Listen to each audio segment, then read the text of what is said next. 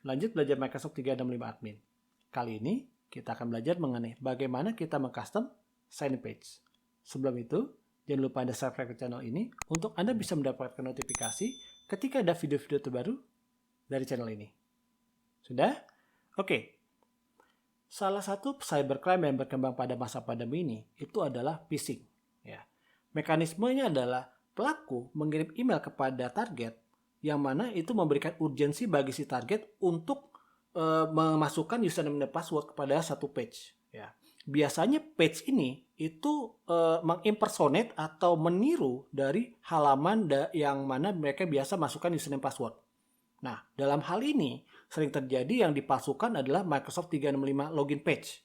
Satu hal yang bisa kita lakukan untuk preventif terhadap phishing ini adalah bagaimana kalau kita bisa custom sign in page kita ke dalam identitas company kita sehingga kita bisa memberikan edukasi kepada user hanya memasukkan username dan password kepada halaman yang memiliki identitas seperti yang kita custom ini. Gimana caranya? Ya kita coba.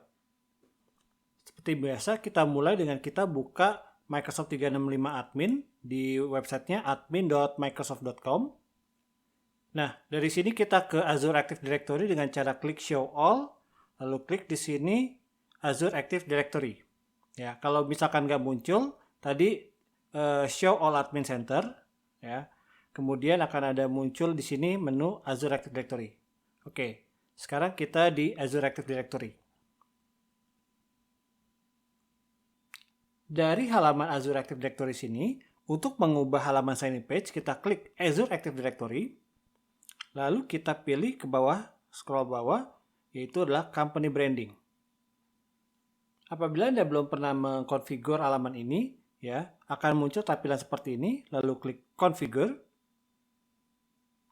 Ada beberapa hal yang bisa kita ubah di sini. Yang pertama itu adalah background dari sign in page, ya.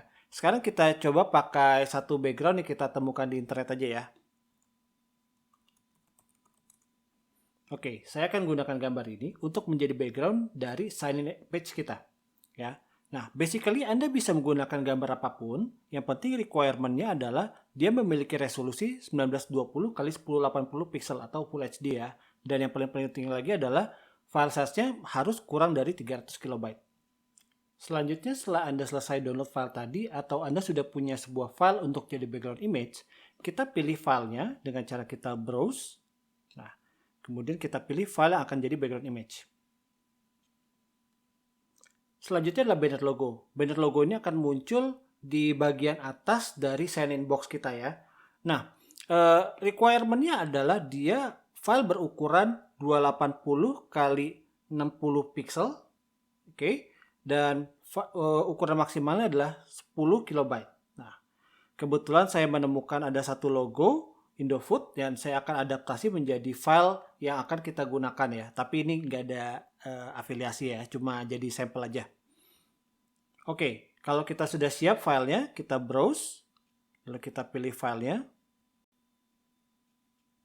Selanjutnya adalah username hint. Username hint ini akan menjadi value default dari box dari username kita. Misalkan saya mau pakai di sini adalah someone@sagia.my.id. Ini ID dari tenant kita ya. Sign in page. Sign in page text ini adalah teks yang akan muncul di bagian bawah dari sign in box.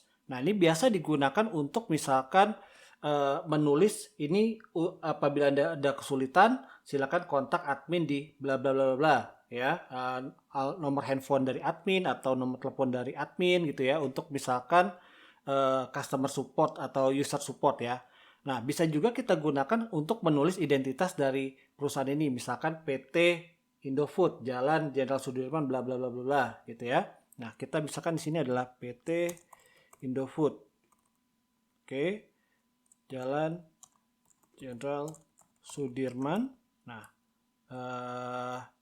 dan seterusnya ya. Kita yang penting ada tulisan, misalkan admin phone, nah 021. Oke, kita gunakan teks ini untuk menjadi akan muncul di bagian bawah dari sign in page. Untuk advanced settingnya kita biarkan dia default, tapi saya ingin enable remain sign in ke yes ya, supaya dia enable opsi untuk tetap sign in. Kemudian kita klik save di sini. Nah, setelah kita klik save, mungkin tunggu sekitar 5 menitan ya. Setelah itu kita akan bisa melihat hasilnya. A few moments later.